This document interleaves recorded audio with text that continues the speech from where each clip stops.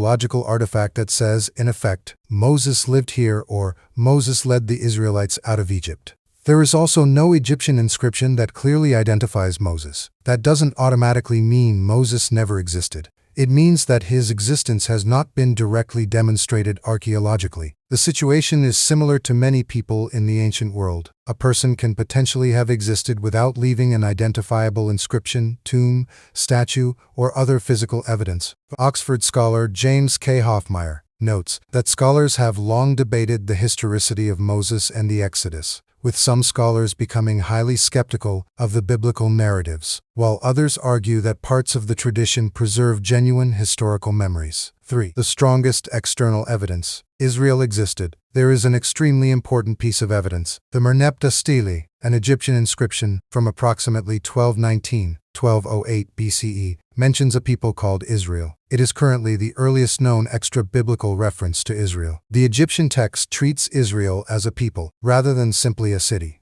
This is significant because it establishes something independently of the Bible. A people called Israel was already present in Canaan by the late 13th century BCE. That doesn't prove Moses or the Exodus, but it means the broader biblical setting. An Israelite people existing in the ancient Near East is historically real. Does that prove the Exodus? No. This is where arguments sometimes go too far. The evidence allows several possibilities. Possibility A. The biblical account is substantially historical. A historical Moses led a group of Israelites out of Egypt, and later generations expanded and preserved the story.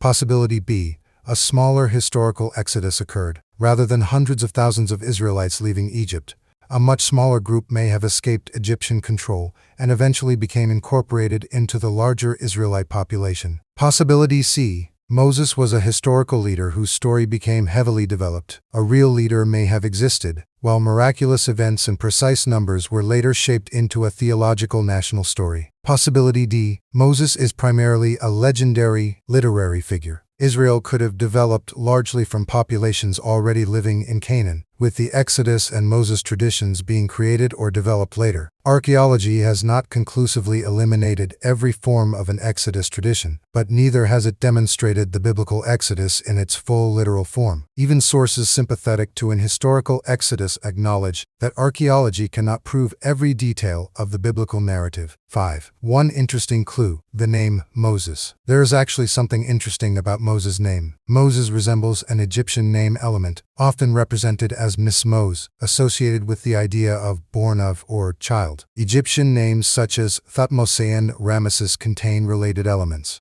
This doesn't prove that Moses existed, but it is interesting because the biblical Moses story places him in an Egyptian environment. Scholars have therefore examined Egyptian elements in the Moses narrative, including the name itself. 6. What about Ramses? Exodus 1:11 says the Israelites built the store cities of Pithom and Ramses. Ramses is particularly interesting because Ramesses II ruled Egypt in the 13th century BCE and was responsible for enormous construction projects. This has led some scholars to place the historical background of the Exodus tradition in the 13th century BCE. However, there's an important logical problem. The Bible's chronological information can also be interpreted in ways that produce an earlier date.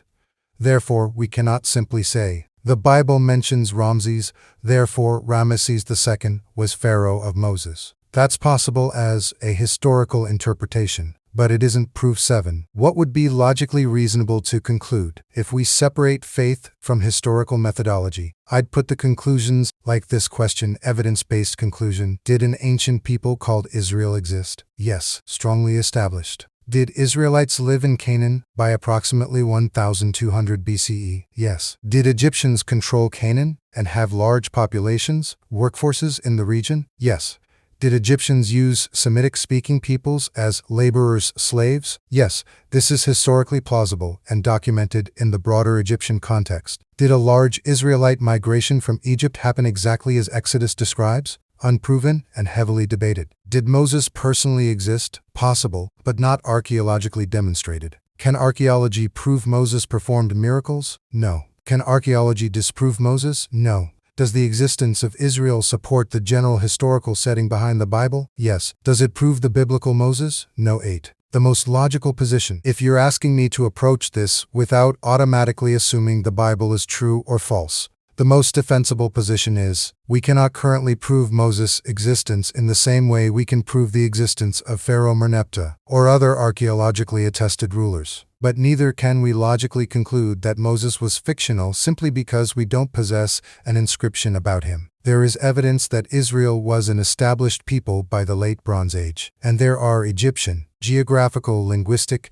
and cultural details in the Exodus tradition that make the story worth taking seriously as a historical tradition. At the same time, the archaeological evidence does not establish the entire biblical narrative, including the plagues, miraculous sea crossing, Sinai revelation, or the enormous population figures. So I'd distinguish three claims: Israel existed, very strong historical evidence. A group of Israelites came out of Egypt, possible and debated. Evidence is indirect. Moses existed and led them, exactly as described in Exodus, plausible to some historians, but currently unproven.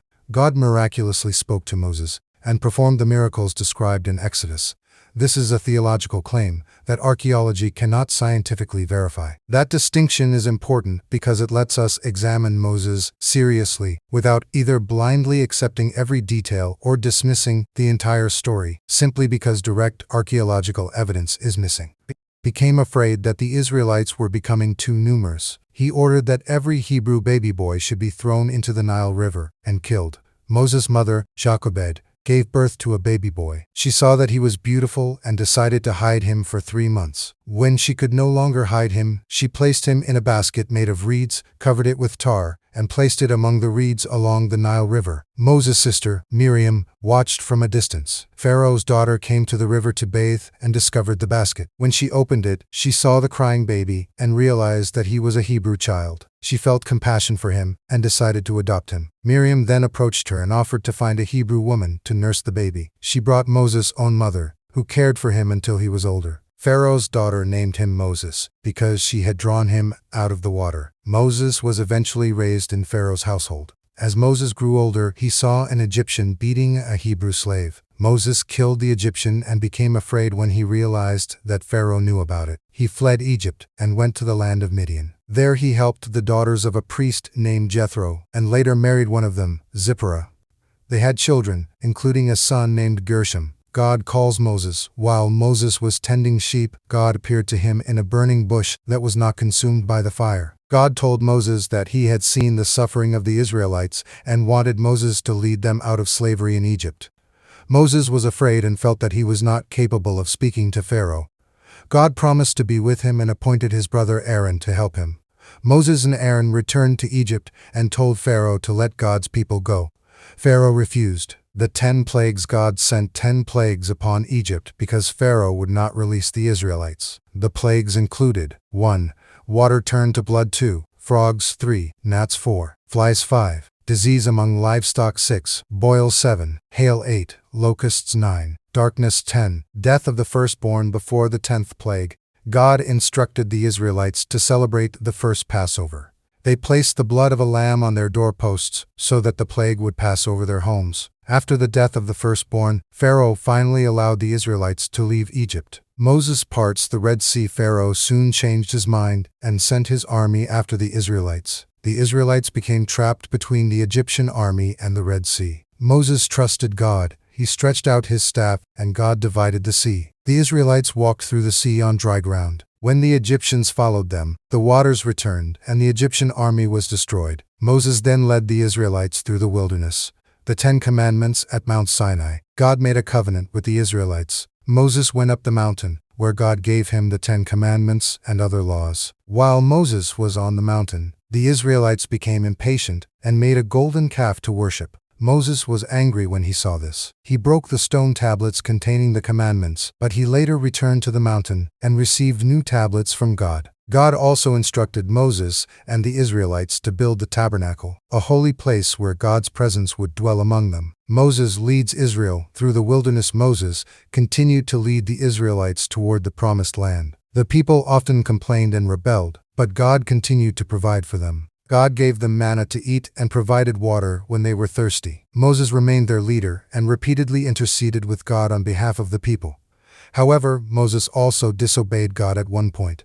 When the Israelites needed water, God told Moses to speak to a rock. Instead, Moses struck the rock with his staff. Because Moses did not honor God as instructed, God told him that he would not enter the promised land.